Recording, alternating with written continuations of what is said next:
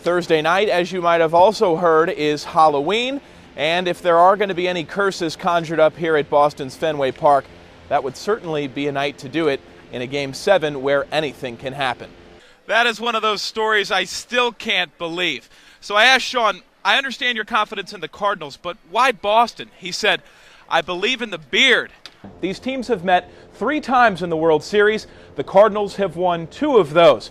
Who's going to win this series? Well, we broke it down position by position. Take a look. So, Mike, what do the Redbirds have to do?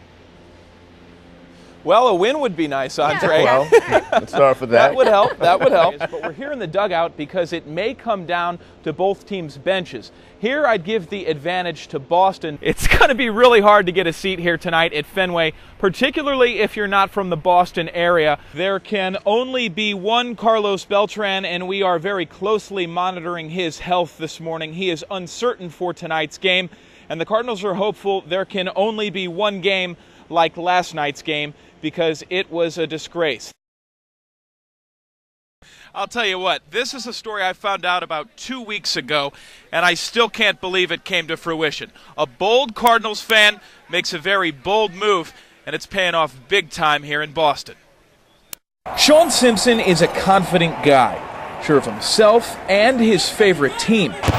You'd have to be to do what Sean did when the Cardinals clinched a spot in the NLCS. I booked the tickets as soon as Adam Wainwright struck out Pedro Alvarez in Game 5. No, Sean hadn't planned a trip to L.A. to see the Cards' pennant push. I knew we were going to beat the Dodgers. No way the Dodgers were going to beat us. No way the Tigers were beating the Red Sox. I booked this over 2 weeks ago. Tickets were cheap. Hotel rooms were cheap. I told you Sean was confident. He's also sneaky.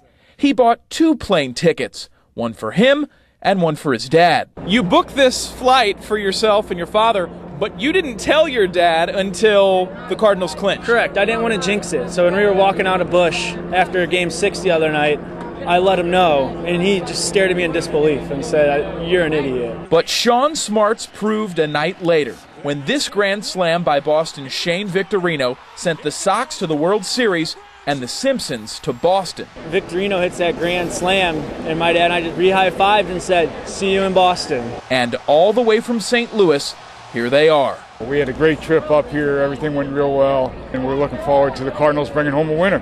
With the way this all fell into place, I had to ask, where does he get this confidence? I don't know. He's had it all his life. I don't know where he gets it from. Not from me, I know that. So must be the mother's side. That is one of those stories I still can't believe.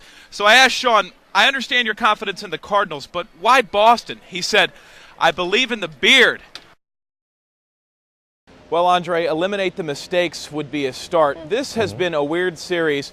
In fact, with the mechanical problems on the plane, David Freese actually tweeted out he ordered some pizza for the guys who were waiting on that plane. So we get here this morning to Fenway, look in the trash can, and what's in there but a pizza box? Certainly not the Square Beyond compare, but weird. And if some weird things happen tonight, the hope is they go in the Cardinals' favor. Back to full. The Sox curse ended in 2004. The Boston Red Sox are world champions. Or did it? Sure, Boston won its first World Series title in 86 years, then won again in 2007. Game over, series over, and the Red Sox are world champs again. But with Halloween right around the corner and Cardinals fans in need of some hope, let's summon the ghosts of World Series past and mention the Red Sox haven't won a title game at home in 95 years. Babe Ruth, can you hear me? If the Cardinals are going to do it, it might take some extraterrestrial activity.